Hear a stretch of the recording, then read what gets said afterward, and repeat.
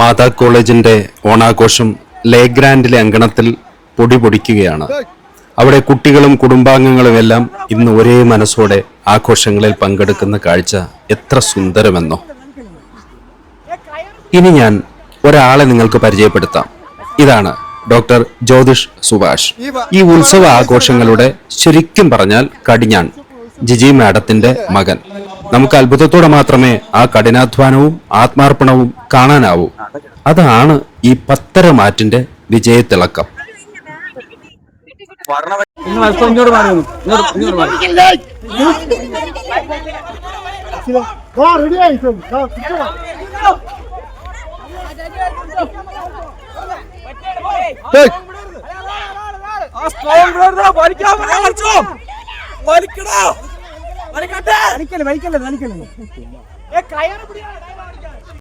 കയ്യിലിന് ശബ്ദം പോരാ.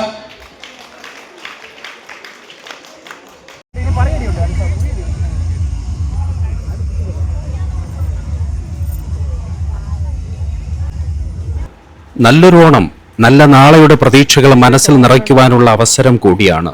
നല്ല പ്രതീക്ഷകളെ നമുക്കും വരവേൽക്കാം.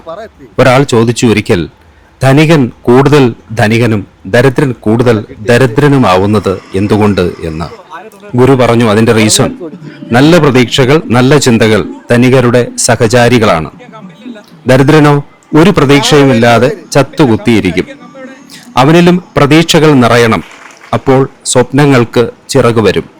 ഇന്നത്തെ ഇല്ലായ്മ പതിയെ മാഞ്ഞുപോയി മനസ്സിന്റെ പത്തായം അങ്ങനെ നിറയും.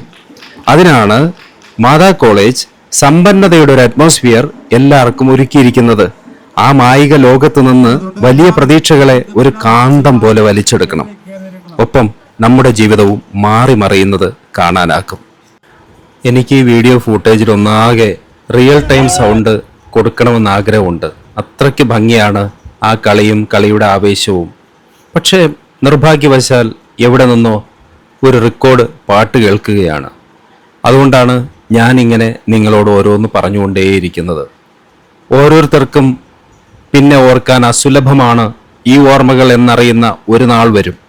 അന്നോർക്കുമ്പോൾ ഇന്നത്തേക്കാൾ മധുരമുണ്ടാകും.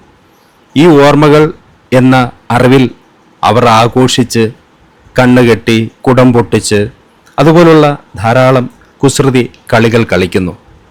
കൗമാര യൗവനകാലത്തിൻ്റെ പൂവസന്തം അങ്ങനെ ഇന്ന് നമുക്കിവിടെ കാണാനായി.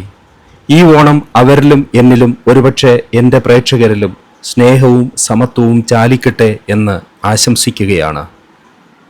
നമ്മുടെ ചാനലിലെ ആദ്യത്തെ വീഡിയോസ് കണ്ടവർക്കറിയാം ഈ നിന്ന് വഴിതെറ്റിക്കുന്ന ആ കുട്ടി ആര് എന്നൊരു സംശയം തോന്നും. അത് ഈ സ്റ്റുഡൻസിൻ്റെ ഒക്കെ ലീഡറാണ് കേട്ടോ. നമ്മുടെ കോളേജിലെ ഫൈനൽ ഇയർ സ്റ്റുഡൻറ്റുമാണ്. ആ കുട്ടിയാണ് അങ്ങോട്ട് പോ ഇങ്ങോട്ട് പോ എന്ന് പറഞ്ഞ് ഈ കണ്ണ് കെട്ടിയിരിക്കുന്ന ആളിനെ ആ കുടത്തിൻ്റെ അടുത്തേക്ക് പോകാതിരിക്കാൻ വഴിതെറ്റിച്ചുകൊണ്ടിരുന്നത്.